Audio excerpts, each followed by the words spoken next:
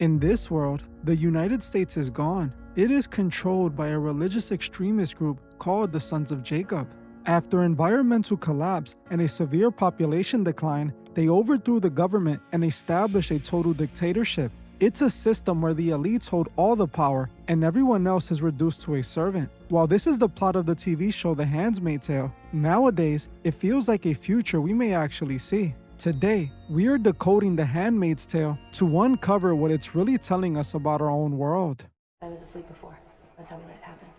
We didn't wake up. When they blamed terrorists, suspended the Constitution, didn't wake up then either. They said it would be temporary. Nothing changes instantaneously. The Handmaid's Tale follows the story of June, who is one of the few fertile women left in a world facing a massive biological and environmental crisis. Because of her ability to conceive, she was systematically sought after and captured by a group known as the Sons of Jacob. This crisis left the vast majority of the population unable to have children, which gave this extremist group the perfect leverage they needed to seize control and dismantle the old world. The Sons of Jacob didn't just take over the government, they completely restructured society into a hierarchy of survival. They rounded up every fertile woman they can locate and forced them into the role of a handmaid. These women were essentially turned into state-owned surrogate mothers specifically for the high-ranking elites who were desperate to pass on their legacy. Their ultimate goal was to repopulate the world, but only with the offspring of those at the very top of this new social system. June was forced into this life after she was caught trying to escape what used to be the United States. She was assigned to a high-ranking member of the elite, a man named Fred, where her only legal purpose was to provide him with an heir. This meant that every month, she was forced to participate in what the system calls the ceremony. This is a mandatory fertility ritual that every handmaid is required to undergo if they're assigned person. While she was trapped in this system, June quickly realized a terrifying truth. While a successful pregnancy was never a guarantee, the consequences for failing to produce a child were absolute. This was a system built entirely on fear and total reproductive control. At first glance, this level of societal collapse sounds like an unbelievable nightmare. But when you look at the trajectory of our world today and the way certain systems are shifting, you have to ask yourself if a world like this is actually possible. When you begin to realize that The Handmaid's Tale isn't just a piece of fiction, but a calculated look at how power structures can shift during a global crisis, you start to see that we might be closer to this reality than anyone is willing to admit. The first step in any total societal shift is a crisis that people cannot solve on their own. In The Handmaid's Tale, this was the combination of environmental degradation and a catastrophic drop in fertility. We are told that the world became toxic, filled with colonies of radioactive waste, and that birth rates fell so low that the human race was literally facing extinction. When you look at our world today, the parallels are hard to ignore. We aren't seeing a sudden drop to zero, but we are seeing a steady global decline in fertility rates. Scientists point to microplastics, chemical pollutants in our food supply, and the stress of modern life as primary factors.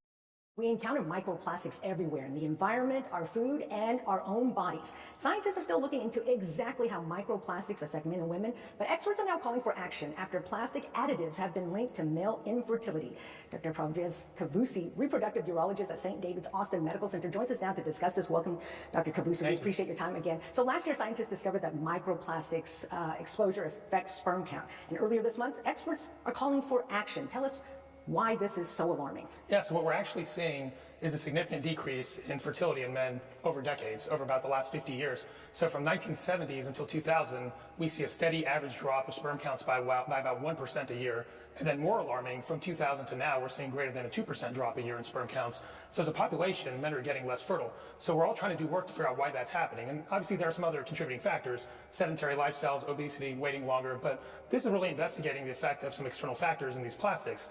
And so we see that there are two major additives that are added to plastics that are having a really adverse effect on male fertility. One is phthalates and the other is bisphenols. In the show, the Sons of Jacob didn't just try to clean up the planet. They used the panic of extinction to justify the removal of all individual rights. They framed it as a sacrifice for the greater good. While this seems like it would never happen in our world, look at how modern emergencies are handled. Whether it is a health crisis or an environmental one, the playbook is the same. Create a state of high-level fear, present a solution that requires a suppression of normal laws, and then make those temporary changes permanent. The sons of Jacob didn't take over instantly. They waited for a moment of maximum fear to offer a new world that promised safety in exchange for total compliance. And the people surrendered instantly. One of the most chilling moments in the story is how the sons of Jacob actually seized power. It wasn't just through the power of the military force, it was through the removal of individual rights. In the series, women suddenly found their bank accounts frozen, their compu cards stopped working, and in an instant, they were financially erased and became entirely dependent on the men in their lives or the state. Attention, please. Ladies should all know that I feel really sorry about this. This isn't my decision. I don't have a choice. I have to let you go. I have to let you all go. Wait, we're being fired? No, not fired. No, let go. What does that even mean? I can't work here anymore. It's the law now. This is perhaps the most accurate blueprint in the entire show. We are currently moving towards a world of central banking digital currencies and a cashless society. While this is marketed as a matter of convenience, The Handmaid's Tale shows us the dark side of that convenience: total traceability and total control. If the system can track every cent you spend, it could also decide where you're allowed to spend it. If you are deemed a threat to the social order, or if you simply don't fit the new Sons of Jacob ideology, your ability to participate in society can be turned off remotely. This isn't just fiction. We see versions of this in social credit systems appearing in different parts of the world today. This show tells us that once your financial independence is gone, your physical independence follows shortly after. In the show's world, there is a clear rigged hierarchy. At the top are the commanders, the elites who design the system. Below them are the eyes, the secret police who ensure consistent surveillance. Then you have the ants, the guardians, and finally the handmaids and the Marthas. The truth about this hierarchy is that it is designed to keep everyone afraid of the person just above them and suspicious of the person just below them.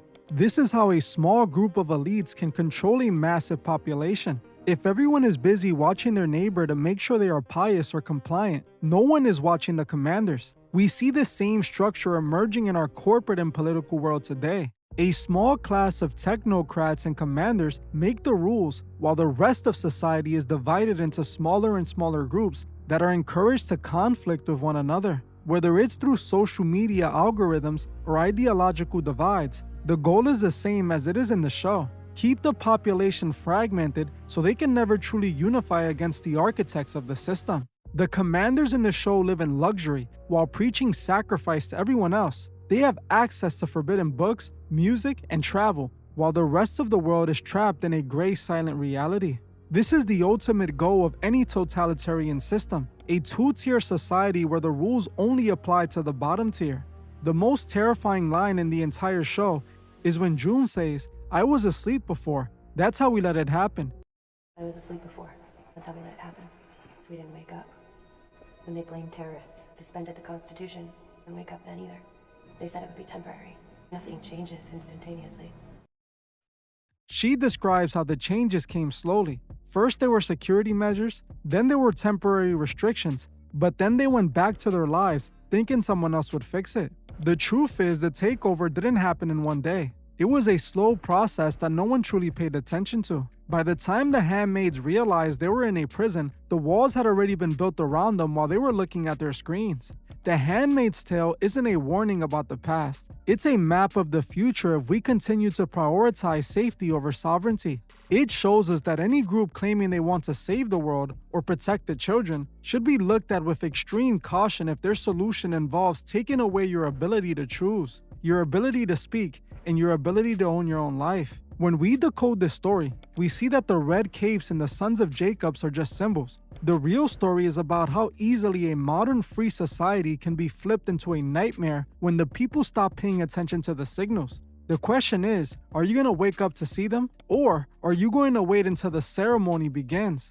This show reminds me so much of the movie Under the Silver Lake. In that movie, the elite were recruiting women to live with them in underground bunkers they built. Just like this show, that movie exposed so much about our world that Hollywood literally tried to erase that movie from existence. If you want to know why they tried to delete that movie, watch this video right now. For those who want to support unfiltered content, Make sure to like this video and subscribe to join the truth movement. I want to thank you all for watching, and I'll see you guys in the next one.